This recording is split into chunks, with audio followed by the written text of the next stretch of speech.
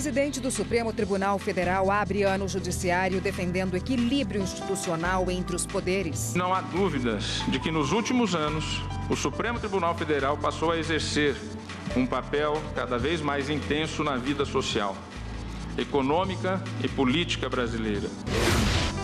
Ministro Marco Aurélio nega pedido de senador Flávio Bolsonaro para suspender a investigação.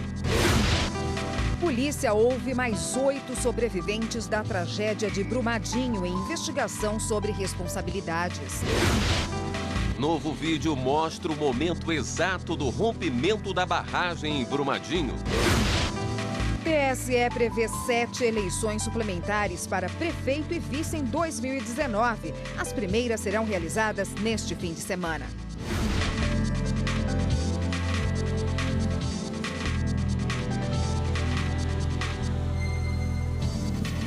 Olá, boa noite. Boa noite para você. Uma sessão solene marcou a abertura do ano judiciário no Supremo Tribunal Federal. Várias autoridades estiveram presentes. No discurso, o presidente do STF, ministro Dias Toffoli, lembrou o rompimento da barragem de rejeitos em Brumadinho, Minas Gerais, que ocorreu há uma semana. A segurança ao redor do STF foi reforçada. Tudo para receber as autoridades dos poderes executivo, legislativo e membros do judiciário. O presidente da Corte, ministro Dias Toffoli, recepcionou o vice-presidente da República, general Hamilton Mourão.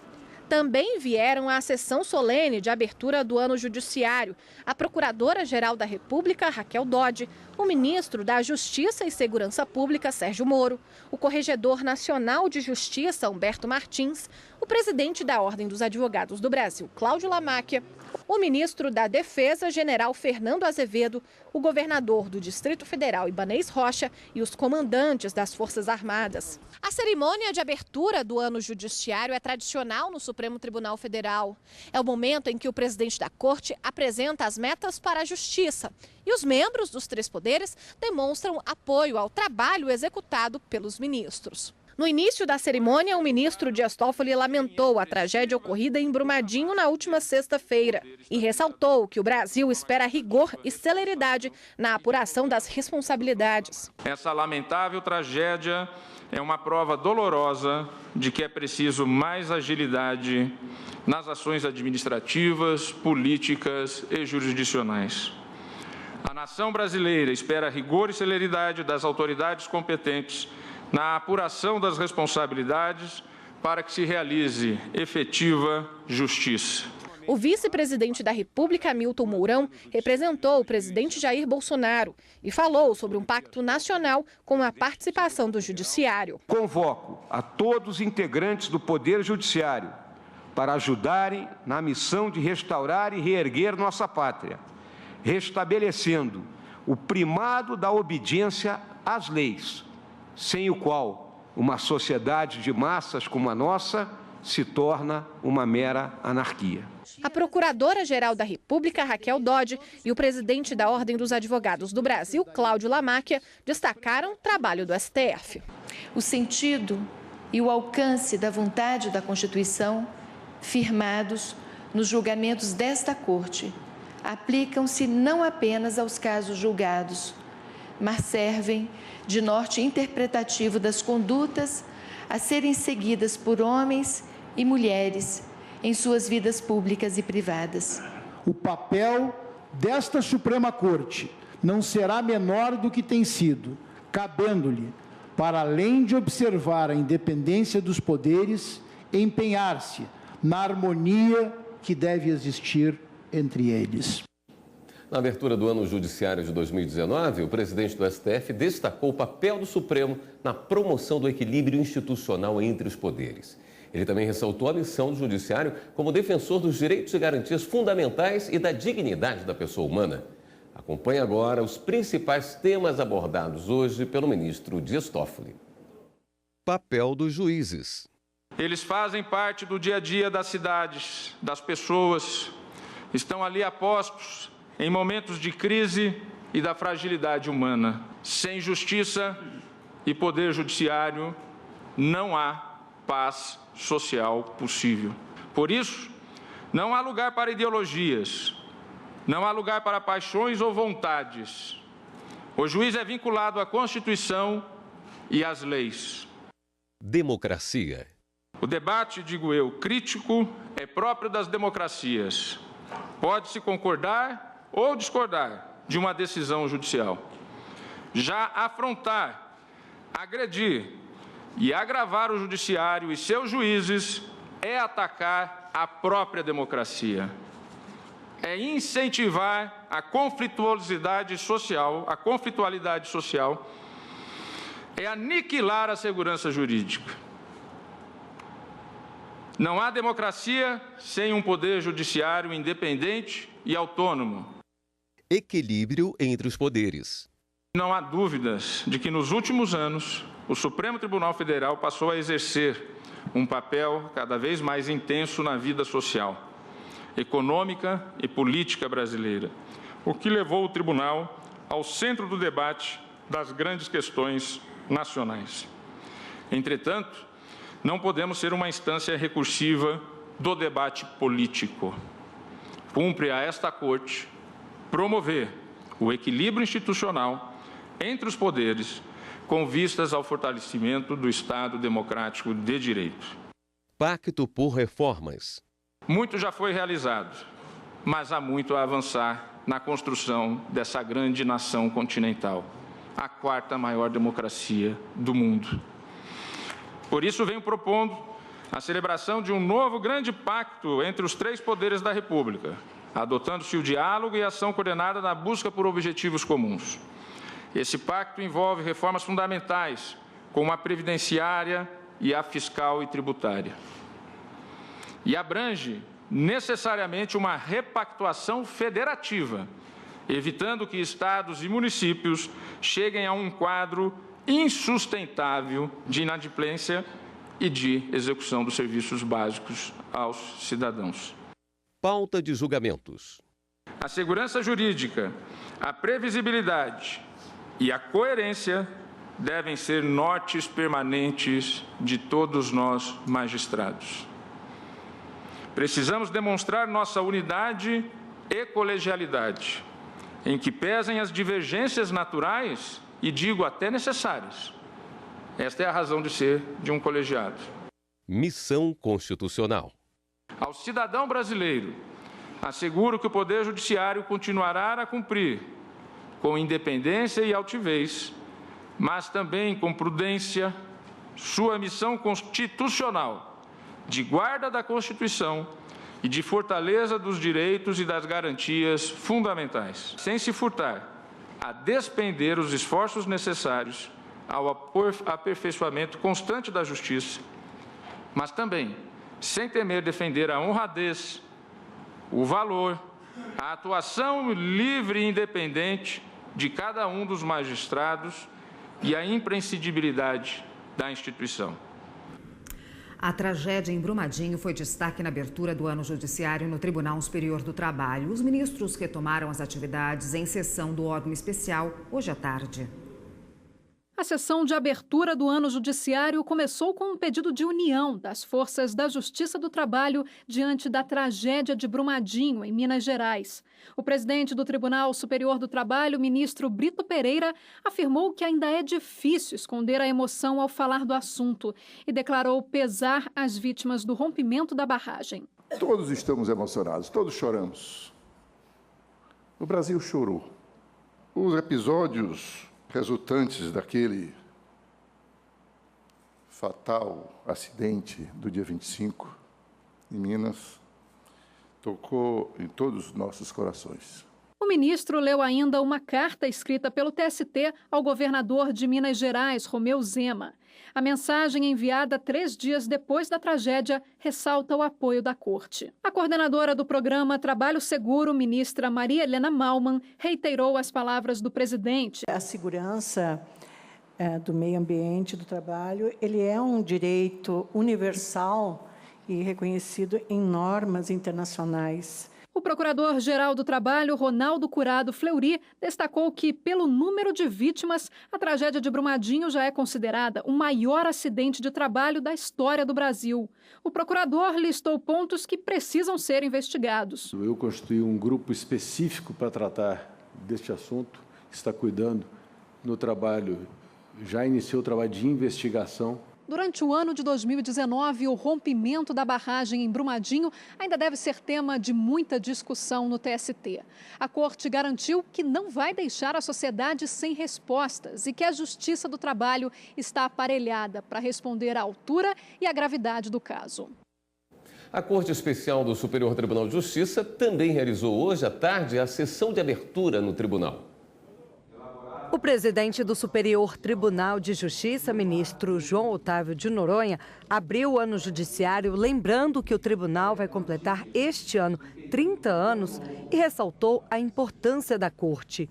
Se fizermos um mergulho na história do Superior Tribunal de Justiça, nós vamos ver que grande contribuição ao direito brasileiro essa corte prestou e vem prestando. Quer nas relações de consumo, quer na melhoria do ambiente jurídico, nas relações outras contratuais, quer no campo do direito penal. Aqui passaram ministros da maior envergadura, juristas que deixaram saudades e que também este ano deverão ser homenageados nas comemorações dos 30 anos. O presidente apresentou um balanço do trabalho durante o recesso judiciário entre 20 de dezembro a 31 de janeiro. 6.602 processos. Deste montante, tivemos 4.896, praticamente quase 5.000 habeas corpus originários. 627 recursos em habeas corpus, ou seja, um total relativa à matéria entre HC e RHC, de 5.523 processos. A Procuradora-Geral da República, Raquel Dodge, lembrou do rompimento da barragem de rejeitos em Brumadinho, Minas Gerais, cidade natal de muitos ministros da Corte. Disse que a tragédia era previsível e poderia ter sido evitada. E agora é necessário que a justiça seja célere para atender o clamor das vítimas. Fazer a justiça que restaura a dignidade das pessoas e exige que sejam tratadas com respeito. A justiça que seja célere, reconheça os direitos de cada indivíduo e atenda ao bem comum. A justiça que não permite que o desânimo e o desespero sejam a última palavra. O presidente da Corte também se solidarizou com a tragédia e cobrou um reforço na fiscalização. Depois da abertura, os ministros retomaram julgamentos da pauta. Com o início do ano forense, voltam a correr os prazos processuais que estavam suspensos em virtude das férias dos ministros. Na próxima semana, também retomam os trabalhos das 6 turmas do STJ. Vários casos de destaque estão na pauta do primeiro semestre de 2019. Um deles é o recurso especial repetitivo, que trará a solução de pelo menos 11 mil processos de execução fiscal. Também está previsto o julgamento do conflito de competência para determinar quem deve analisar a nova regulamentação do transporte de bagagens pelas empresas aéreas. E você vai ver no próximo bloco, o TSE abre ano da Justiça Eleitoral, logo mais com eleições suplementares já marcadas para o próximo domingo. Quase 24 mil eleitores de Santa Cruz e mais de 8 mil de Pacifica, municípios do Rio Grande do Norte, vão às urnas para eleger prefeitos e vice-prefeitos.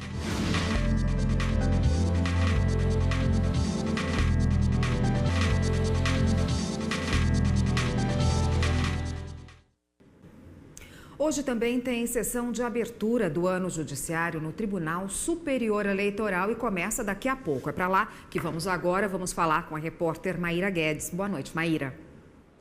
Olá, boa noite. A sessão de hoje marca a abertura do ano judiciário aqui do TSE.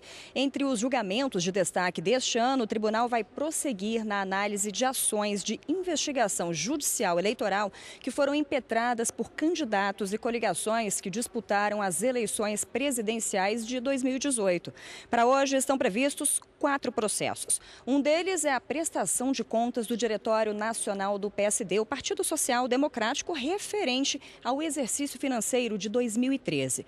Também está na pauta o julgamento de um agravo de instrumento interposto pelo PP, Partido Progressista, pelo uso indevido de verba do fundo partidário em 2012. A sessão plenária aqui do TSE começa daqui a pouco às 7 horas da noite. E uma informação importante: 7 eleições suplementares para os cargos de prefeito e vice-prefeito já estão marcadas para este ano de 2019. E as primeiras vão acontecer justamente neste fim de semana. Veja na reportagem. As eleições suplementares deste ano já começam a ser realizadas no próximo domingo, dia 3 de fevereiro. Quase 24 mil eleitores de Santa Cruz e mais de 8 mil de Passa e Fica, municípios do Rio Grande do Norte, vão às urnas para eleger prefeitos e vice-prefeitos. Em ambos municípios, os mandatos foram cassados por causa da prática de abuso de poder político ou econômico nas eleições de 2016. As urnas eletrônicas já estão no cartório eleitoral.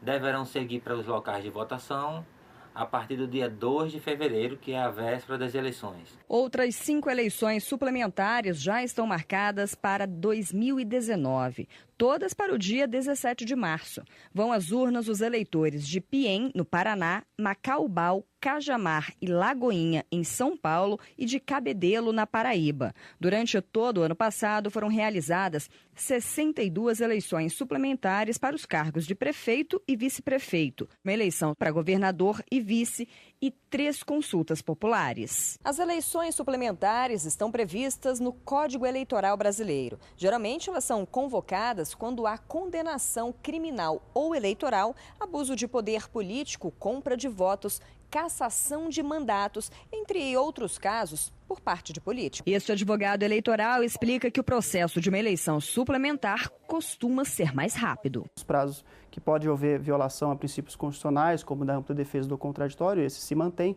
mas a grande maioria dos prazos eles são encurtados justamente para que essas providências ocorram o mais rápido possível, sem que haja um grande trauma da população que vai ter que ir novamente nas urnas para votar. E autoridades participam dos últimos preparativos para as eleições suplementares deste ano. A cerimônia de lacração e assinatura digital das mídias com os sistemas que vão ser usados nas eleições suplementares deste ano foi realizada no Tribunal Superior Eleitoral. A presidente do TSE, ministra Rosa Weber, destacou a importância do procedimento para garantir a integridade das eleições. Este é um procedimento fundamental para a segurança do processo eleitoral como um todo, na medida em que atesta a autoria e a integridade dos programas, funcionando como uma espécie de impressão digital que permite sua conferência, fiscalização e, sobretudo, auditagem. Vale relembrar que essa cerimônia faz parte de um amplo conjunto de procedimentos de auditoria e aferição de segurança das urnas, acessíveis ao Ministério Público, OAB, partidos políticos e sociedade civil como um todo, inclusive no próprio dia de realização das eleições. O primeiro a registrar a assinatura digital foi o diretor-geral da Polícia Federal, o delegado Maurício Valeixo. Em seguida, foi a vez do secretário-geral da OAB do Distrito Federal, Márcio de Souza Oliveira, que representou a Ordem dos Advogados do Brasil. O vice-procurador-geral eleitoral, Humberto Jacques, assinou logo na sequência. E, para encerrar, a presidente do Tribunal Superior Eleitoral. O secretário de Tecnologia da Informação do TSE, Giuseppe Janino, explicou que esta foi a última fase da seremônia de lacração e assinatura dos sistemas eleitorais das eleições suplementares de 2019. A partir de assinados, eles serão gravados em mídias digitais. Essas mídias digitais serão acondicionadas em envelopes, que serão lacrados fisicamente, e esses envelopes serão posteriormente conduzidos à nossa sala cofres e lá ficarão disponíveis para qualquer procedimento de auditabilidade necessário.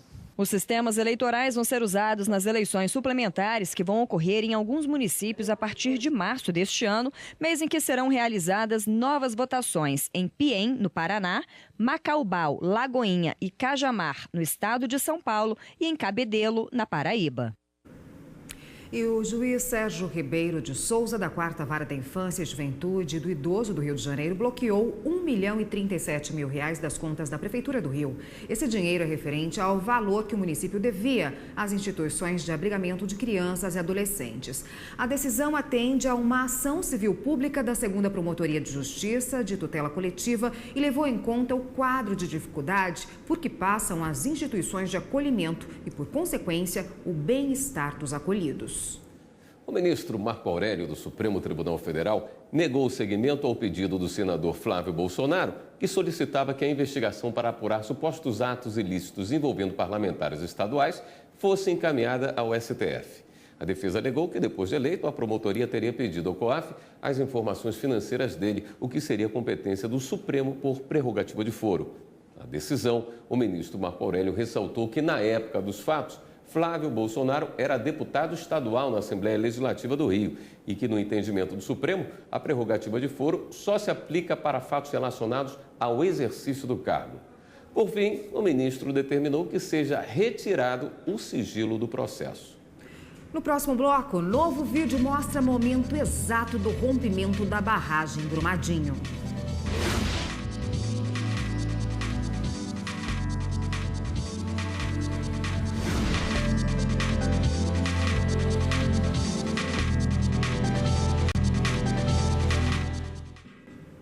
Rompimento da barragem em Brumadinho. Até agora são 110 mortos, 71 deles identificados, 238 desaparecidos. Um novo balanço sairá no fim desta sexta-feira. A repórter Fernanda Porto tem as atualizações para a gente.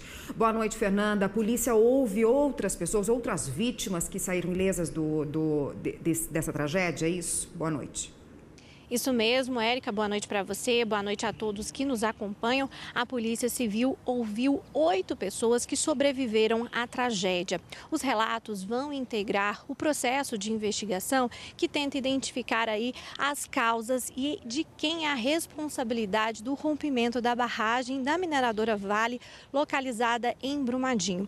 Hoje também foram divulgadas as imagens do momento exato em que a barragem se rompe. Vamos ver? A gente vê que a lama atingiu, começa a aparecer uma poeira no lado esquerdo do vídeo, que vai se alastrando. Logo em seguida, começa a aparecer a lama rapidamente. Motoristas das máquinas de mineração que estavam no local tentam fugir, mas em 3 minutos são cercados pela avalanche de rejeitos. O mar de lama atingiu parte do centro administrativo, do refeitório da Vale, máquinas de mineração, do trem, uma ponte, várias casas, fazendas e uma pousada. Atualizando até agora, são 110 mortos, 71 foram identificados e 228 pessoas ainda estão desaparecidas. A Polícia Civil informou que, diante do estágio avançado de decomposição dos corpos, não é possível fazer a identificação por meio de digitais. Agora, o processo só será feito por meio de exames de DNA e arcadas dentárias. Érica. Obrigado, Fernanda, pelas suas informações. Vamos ficar por dentro das últimas notícias? É hora do Giro na Rede.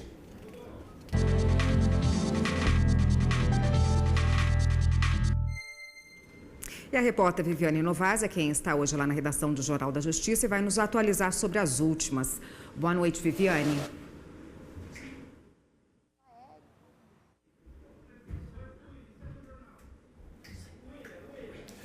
Bom, infelizmente tivemos problema com o áudio da Viviane. Bom, essa edição do Jornal da Justiça fica por aqui. Uma boa noite para você. Tenha um ótimo fim de semana também. Continue com a programação da TV Justiça e a gente se vê na segunda. Até lá.